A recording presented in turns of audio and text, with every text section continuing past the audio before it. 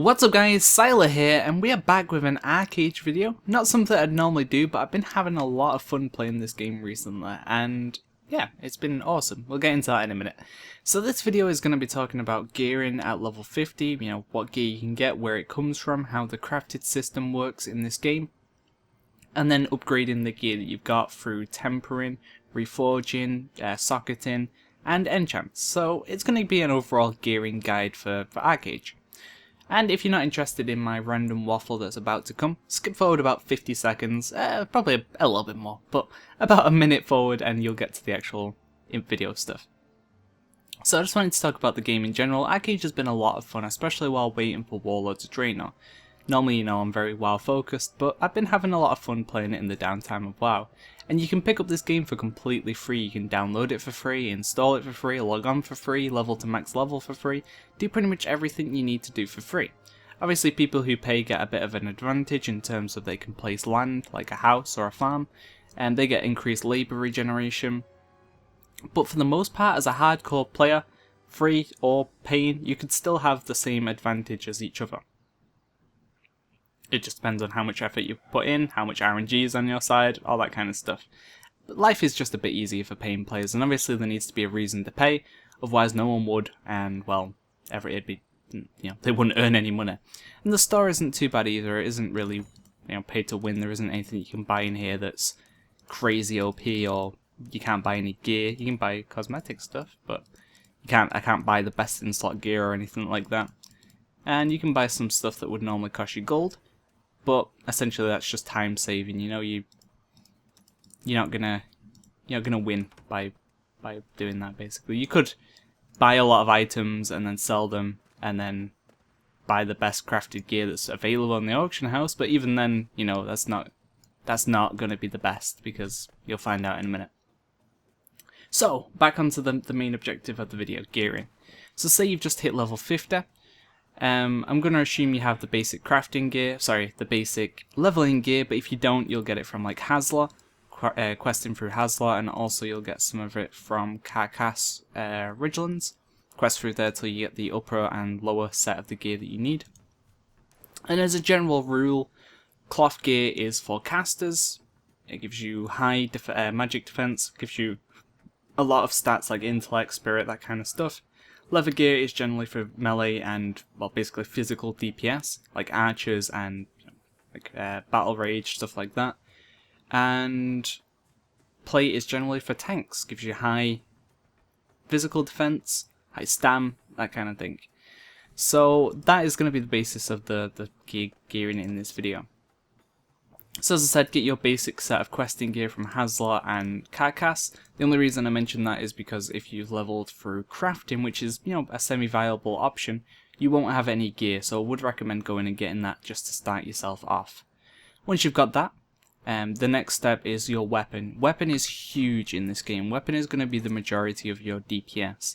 And one of the best weapons you can get right now is called the Halsa, faded weapon. So, #faded. So you're going to go to Halsa, and in the bottom right corner of Halsa, where you see this kind of sneak pass, you'll go there, and there'll be like two types of mobs. They look like plants, like kind of like a weird. One of them reminds me of a Digimon. It's like a weird sack with two arms, and then one's like a plant. Kill those, and they'll drop a token. Now there's 7 tokens that they can drop. There was 6, but they recently added a new one. And they will drop a token every single time. They'll drop at least 1 token. Well, they'll always drop 1 token, and it'll be guaranteed that they'll drop 1 token. There's 7 different types of tokens. You've got the Loyalty, which will give you the 2-handed axe. You've got Conviction, which will give you a staff. Courage, which will give you a bow. Fortitude, which will give you a shield. Honor, which will give you a 1-handed sword with strength, agility, and stamina on, I believe. Sacrifice, which will give you a loot, I think, and then the new one, I don't know the name of it, but that will give you a healing mace, 2-handed healing mace, I believe it is. So every time you kill a mob, you're going to have a 1 in 7 chance of getting the token you really need. Now, obviously you're going to have a primary weapon slot and a secondary weapon slot. For example, for me, I want the Loyalty 2-hander as my primary, and as secondary I'd want the bow just as like a stat stick, basically, which I still haven't got around to getting. because courage is extremely contested. A lot of people want it. But you'll go out there and you'll farm the mobs.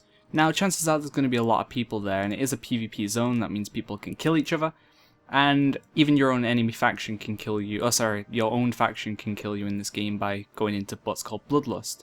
So everyone is essentially an enemy. If they're not in your guild or alliance, they could potentially just kill you just for the sake of getting you out of the way. So that's why this game's different. It's a sandbox, you know. It's not focused on PvE or anything like that. It's a nice kind of different. But anyway, so what I'd recommend doing is going out there and finding a group that's already doing it and being like, hey, I only want this token, and tell them the token that is your primary weapon and focus on getting that first. Now, you could find a group that is free for all. It'll take you longer to get the tokens that you'll need, but in general you'll get more of everything. So unless you're really unlucky with RNG, and then you'll get nothing. So what I did was went out there, found a group that didn't need loyalty, was like, hey, I'll only roll on loyalty, and whatever else, you know, is free roll. Because normally you'll get a group that's rolling for like courage, conviction, and loyalty, and then everything else will just be open roll. And then you'll farm up the token that you primarily need. And then you can go back and get the other one later on. Another way of getting the tokens is if you head to this little village here, the abandoned drill camp. There'll be a like forge that you can use, and there'll be a vendor stood next to the forge. You'll buy the item from the vendor, which costs 6 gold. You'll spend 125 labor, I think it is, or 175, one of the two, and you'll turn one of each token into 5 or 6 of the token that you primarily need.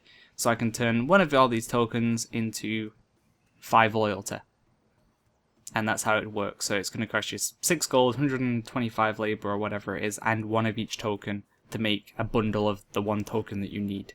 So definitely a good way of finishing off your weapon. And one thing I forgot to mention, this is the kicker, you need 150 tokens. Yep. You need 150 of the token that you need to get the tier 1 weapon. Now later on the tier weapon will be upgradable. I think it costs 200 and 300 more tokens to upgrade to tier 2 and tier 3, but that currently isn't available, so you don't need to worry about that just yet. But yep, if you want to grind, then, well, if you like to grind, you're going to love this game. So you're going to go out there, convert all your other tokens into the one that you primarily need. I'd only recommend doing this about the 125, 130 point, that way you're not spending too much gold, and it just kind of finishes off the grind a little bit early.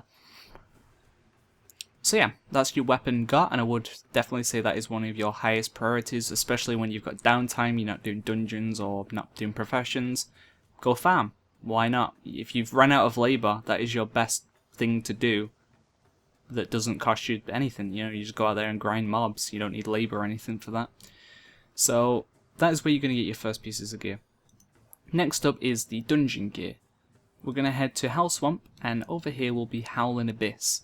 Now, normal mode dungeon and questing gear is like the introductory point. Then you've got greater dungeons, which greater Howling Abyss, which will give you kind of like the second tier of gear, and then the final tier is the higher end crafting gear. So it goes questing gear / dungeon gear, greater dungeon gear, crafting gear. That's the kind of current order. And this is currently on patch 1.2, so Aurora isn't open just yet. We're level 50, we can't get to 55, so this is how the gearing system currently works. So yep, you're going to go do Greater Howling Abyss.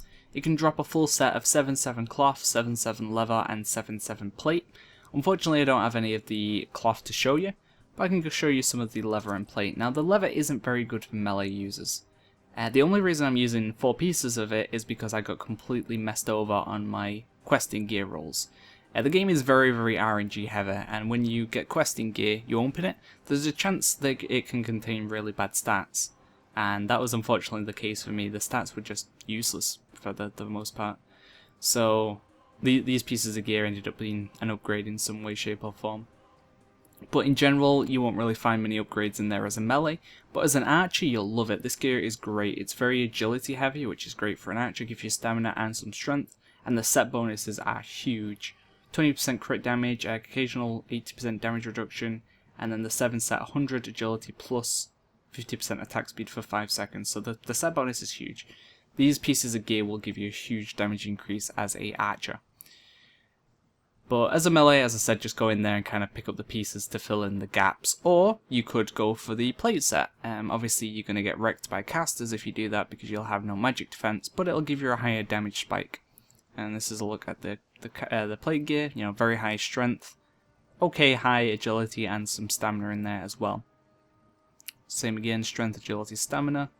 Strength, agility, stamina, and then we got some agility, stamina, spirit. Kind of a weird piece, but yeah. There you go. That's a look at the plate gear. Unfortunately, I've got no cloth to show you, but it gives you an idea of what the gear is going to be like in there for you. As I said, it's not too bad, but there's definitely better out there for melee anyway. So that's where you're going to get your sort of second tier of gear, but maybe for an archer that might be close to best, or at least it'll be good for a while. You could definitely get away with having a 7/7 set of like arcane or higher that'll last you for quite some time. In terms of accessories, you know, rings, necks, those kind of things, you want to head to Rookborn Basin, and over here will be the Cradle Dungeon. Do that on Greater and you'll get some accessory based gear. So obviously you're going to pick up your necks and things like that from there. And I don't have any of those to show you. I haven't actually done that dungeon on Greater yet, so I couldn't really tell you what's in there, but I know what kind of equipment it drops. So that's where you're going to get your sort of tier 2 set of gear. And then the final tier is going to come from crafting. Now the crafting system in this game is pretty in-depth in terms of what's going on. So if we open this, oops. So, tailoring is going to make your cloth gear, leatherworking is going to make your leather gear, and metalwork is going to make your plate gear.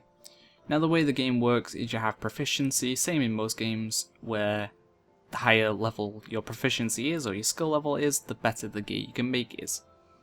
Works the same in this game, except every point of proficiency equals 1 point of labor. So 1 proficiency is 1 labor.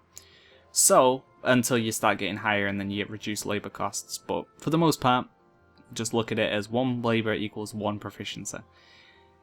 So for 23k leatherworking, that took me roughly like 23k labor points, which is a lot. You cap on 5k.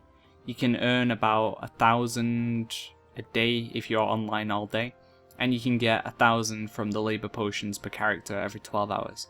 So if you have 4 characters on one server and you're using a labor part every 12 hours, you can get 8k labor, well, close to sort of 10k labor a day. But that takes, you know, quite a bit of effort basically. I have 3 characters right now, so I'm getting the 3k every 12 hours.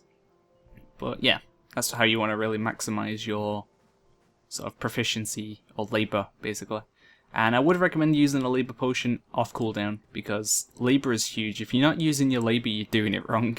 If you ever hit 5k labor or 2k labor, whatever cap you have 2k labor cap as a free-to-play player, you have a 5k cap as a pay-to-play player. So if you're hitting the cap, you're doing something wrong, pretty much. But anyway, so we're going to take a look at leather, because that's what I've been leveling. And you can get every single piece of gear. You can get 7 of 7 leather from this, and there's different tiers, so tier 1, tier 2, tier 3, tier 4, tier 5, and then it changes when it gets to tier 6, 7, 8, and 9. So 1 to 5 is fairly cheap to make, and it gets you up to level 40 gear, I believe this is. Yeah, level 40. So you can get level 40 gear from this. It isn't that great, and it'll always be Typhoon. It's always going to have these stats on it, which is strength, agility, and stamina. Does prioritize strength in the percentages. I think it's like, actually I wrote this down a bit earlier on. It's around 40% strength, 35% agility, and 25% stamina, roughly. The percentages are a little bit different from that, but that's a rough idea of the percentage split. So it's going to be higher strength than those pieces of gear. But yeah, these pieces 1 to 5 will always be Typhoon. Then when you get to 6, this is when you get a sealed like chest, and you open it and it'll have 1 of 4 pieces. It'll have a Typhoon, Desert, Lightning, or Squall, I think it's called. Desert being strength, stamina, Lightning being strength, agility, and Squall being higher focus on agility, stamina. So in this game, stamina is very, very important. You think Lightning would be better because it gives you agility, strength, which, you know, is pure DPS, but if you come up against someone who's got like 6k more HP than you, chances are they're just going to win because, well, you're not going to live through their combo. Pretty much. So, when you get to this point, it becomes random. That's the first RNG section of crafting. RNG section number 2 is to go from sealed illustrious to sealed magnificent to sealed E to sealed D. It takes Typhoon. So I have to RNG illustrious Typhoon, and then RNG illustrious magnificent, and then RNG illustrious that, and then RNG illustrious D. We're just going to go with those because I'm terrible at pronunciation and I'll probably mess up the pronunciation of those two words. So it becomes pretty RNG heavy, and when you get to these two final ones, there's a few more tiers that get added in. I think it's like Flame and stuff like that get added into the mix as well. There ends up being 7 instead of 4. So you go from a 1 in 4 chance of getting Typhoon to a 1 in 7. And then, obviously, when you get to this one, you need to get the actual piece that you need. So I'd need Desert, so I've got a 1 in 7 chance of getting the piece I actually need. So it goes from 1 in 4 chance, 1 in 4 chance, 1 in 7 chance, 1 in 7 chance. So it's pretty rough. So to get the actual piece you need is going to be pretty difficult. So that's RNG factor 2. RNG factor 3 is the quality of the gear. Now, you can look out, and every time you make a piece of crafted gear, apart from the first tier, this will always be green, it'll always be grand, it can increase the quality. So I could go from tier 1 to tier 2 and it could increase to rare, and then I could go from tier 2 to tier 3 and it'd be arcane, and I could go from tier 3 to tier 5 and it go to heroic, and then I could get to tier 6 and it ends up giving me desert. Great, I have a heroic desert piece, but it'll be illustrious desert, which means I can't upgrade it further. I can't go to magnificent because it's not Typhoon. Do you get what I'm saying? So that's where the RNG comes in again. Now what a lot of people do is they'll either spam craft tier 2, so they get the higher quality piece of gear, or they'll make one tier 2 and do something called regrading, which I'll explain a little bit more further on. Basically, regrading allows you to increase the quality of the item, and they'll spam regrade the lower level items because it costs less. Or the final option is to get the piece of gear that you want, for example, sealed, desert, D, cap, and then I'd regrade that one, but it's going to cost me a lot of gold to regrade it because it's level 50. So they're your 3 options in terms of that. So the crafting system is pretty RNG. You're going to be going for a long time trying to get the piece that you actually need to get that perfect piece. Is very, very difficult. Same with tailoring as well. Their one is ocean. You always need an ocean piece, and for metalworking, I believe it's like, let's see if I can remember. I can't remember. Quake. That's what it is. Goddamn. So you need to get that sort of signature piece all the way until the last one. And then on the last one, you want to get the piece that you actually need. But to be fair, Illustrious and Magnificent are fairly good. The pieces from these aren't bad at all. The legs is a really bad one to look at. But if we look at this, for example. Okay, that's pretty crap as well. But it's a bad example, trust me. So that gives you a general idea anyway. So that's how RNG the crafting system is. It's going to be a lot of crafts until you get the piece that you actually need. And it uses a lot of labor and uses a lot of proficiency. You need very, very high proficiency to get the pieces that you need. Now apparently, this is rumor, myth, I guess. The higher proficiency you have, the higher chance of the gear being upgraded. Now, I don't know if that's confirmed or not, but that's kind of like the word on the street, the rumor out there, basically. And whether that's legit or not, who knows? But normally people with higher proficiency are normally the people that are more sought after because people still believe in that rumor. But it's very, very hard to find out if it's true because the percentage is so small anyway, it'd be hard to know if it's just fluke or not. Until, someone from Tryon or whatever actually comes out and says, yes, that is how it works. So that is the crafting system, and that's how RNG based it is. It's a complete mess. It's pretty difficult to get the piece of gear that you need. But I kind of like that because it means you're gonna have to put a lot of time and effort in to get. Yeah, you might look out on your first piece, but you're not gonna look out and get 7 of 7 of the best gear. That's just not gonna happen. So it means gearing up is this constant grind and struggle, and the more work you put in, the faster or the better gear you're going to get, which I really, really like, instead of, you know, basically every single day I can work on progressing my character in this game. While in World of Warcraft, you know, the character progression is cool, but it's more along the lines of, did this boss drop what I need? Okay, no. Okay, I'm Valor capped or whatever cap it is in Warlords. Okay. I've cleared the raid for this week and I've got my Apex crystals or whatever. That's about all I can do for the day. But I've got to wait for a reset now, you know? While in this game, every day I can log on and be doing something to improve myself. So, yeah. Although there is a few features being added in Warlords that does make it a bit more of a effort-based system, but not quite as in-depth as this. But anyway. So the next step is, now that you've got your best gear or whatever, now we're going to go into how you upgrade that gear. So there's a few steps. One is enchanting. Enchants are basically, I think I have an enchant on my axe. Yeah, I have an enchant on my axe which gives melee attack by 3.0. So as you'll see, I think it increases the actual DPS of the weapon by 3. So that's quite nice. And there's one enchant for each piece of gear pretty much. I don't know if you can enchant rings and stuff, but I definitely know you can enchant like boots and things like that. And you can get one of each enchant on there, and that'll give you, a base standard stat increase. Next up is tempering. For example, you can see that my helm is temperable. And what you'll do is you'll go to a vendor, or you can buy them off the auction house if they're cheaper. You'll buy one of these tempering burnish, and what it'll do is, if it's a weapon, it'll increase the physical attack, magic attack, and healing power. And if it's armor, it'll increase the physical and magic defense. And it can reroll the item up to 109%. So it's RNG once again, but it can never go below 100. It'll go between 100 and 109. So let's find out what we get. So this item, actually you need to put it in your bag. Where did that just go? Oh, there it is. So this item currently has 309 defense and magic defense. So we're going to use the tempering burnish on it. And we got 331. So that wasn't a bad roll. That was what, a 5% roll? I don't even know. I'm not even going to try and work that out right now. I think that's about a 6-7% roll. I'm not too sure. But either way, that's a decent roll, you know? It wasn't close to 100%. It's definitely above 105, I think. Before I'm an idiot and I can't work out math. We'll just pretend it's high. I was trying to work it out, but goddamn. So, say that you got a really crappy roll, though. You'd have to get an item either off the auction house or from the shop called the... It's not in there, it's in here.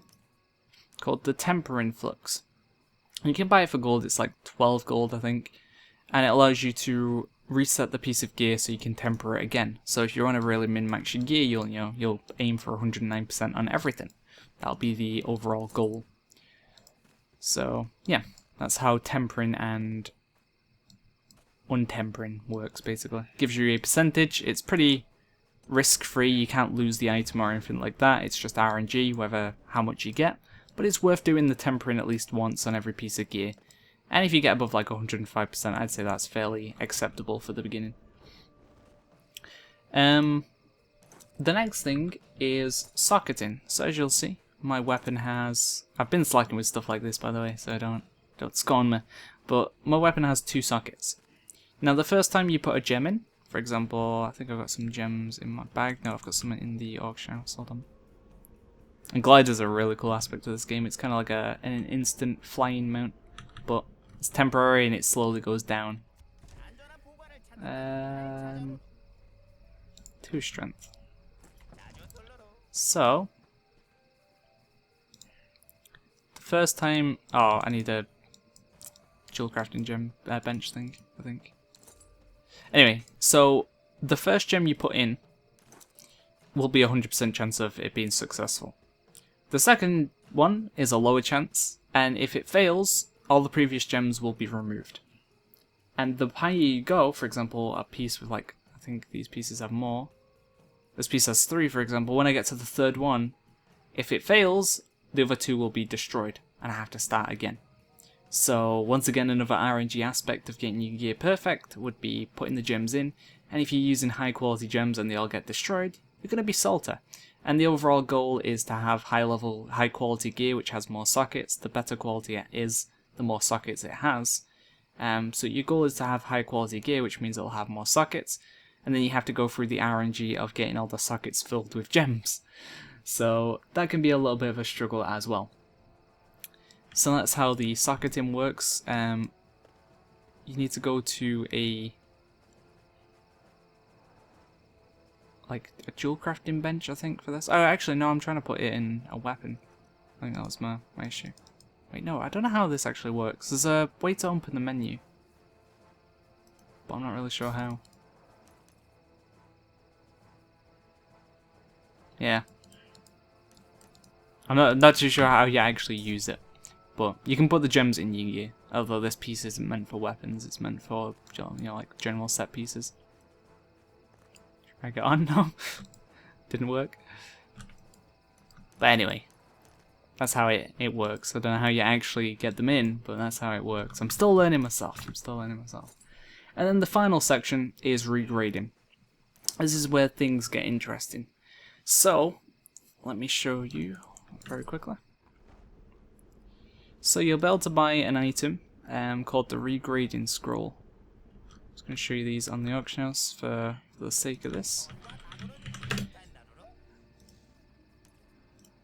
So you have these. These are the resplendent ones, and what these do is these have a chance of upgrading an item twice.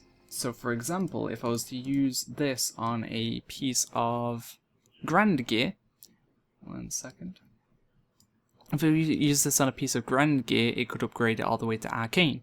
If I was to use it on a piece of Arcane Gear, it could upgrade it all the way to Unique. So they can upgrade the piece of gear twice. The chance of it succeeding is pretty damn low. But it could. You know, there's that could in there. And that's 100 gold a pop right now. And then there's the lesser scrolls, which are about 12 gold. There you go. 20 odd gold right now. And that can upgrade it once. And then you've got these charms which you can put in with the upgrade, and it'll increase the chance of it being successful. But, for example, if I was to use the 100% one, it doesn't give it a 100% chance of succeeding. All it does is gives the...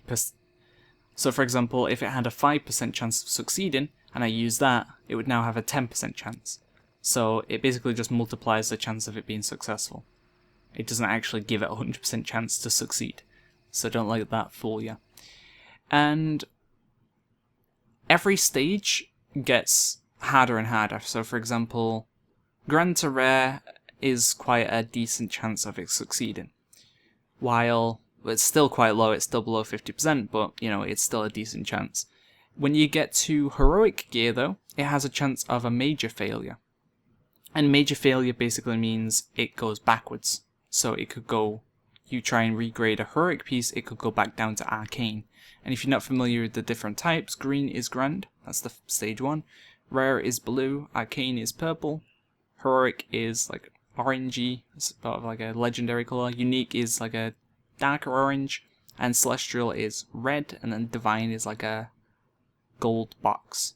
And then you got Epic, Legendary, and Mythic, but good luck with that. So they're the different stages.